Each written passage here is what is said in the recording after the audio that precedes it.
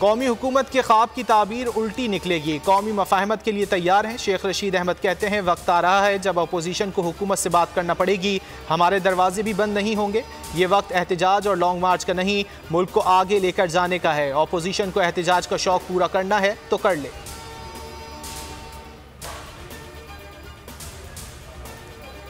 सड़कों पर वोट लेने वालों से 3 गुना ज्यादा सड़कें बनाई। सड़कों पर कमीशन लंदन में फ्लैट्स के लिए लिया जाता था। वज़ीर आज़म इमरान खान ने खारियां से सियालकोट मोटरवे मंसूबे का संग बुनियाद रख दिया। कहा किसी को मालूम नहीं, हमने माजी के मुकाबले में ज्यादा और सस्ती सड़कें बनाई।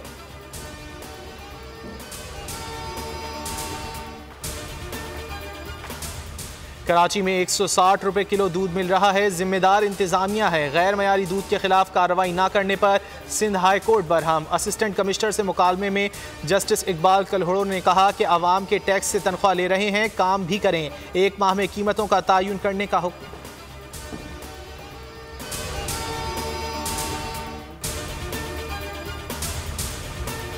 इंटीरियर सिंध में 10 बजे तक आप कारोबार कर सकते हैं और कराची में नहीं। 8:05 में हमारी दुकानें सील कर दी जाती हैं, हमसे भारी जुर्माने लिए जाते हैं, हमसे भारी रिश्वतें ली जाती हैं।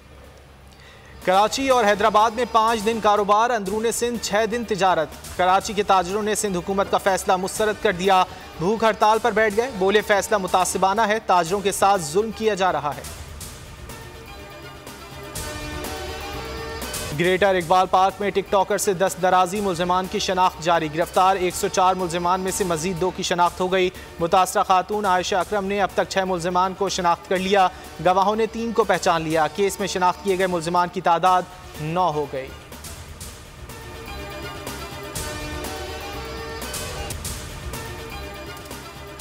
मुल्क में जानलेवा कोरोना के वार, मजीद 89 जनाजे, अमवात 25,978 हो गई। 4,103 नए केसेस रिपोर्ट, शरह 6.65% रही। कराची में 9 जहां बहक, मुशीर तिजारत अब्दुल रज़ाक दाऊद कोरोना का शिकार।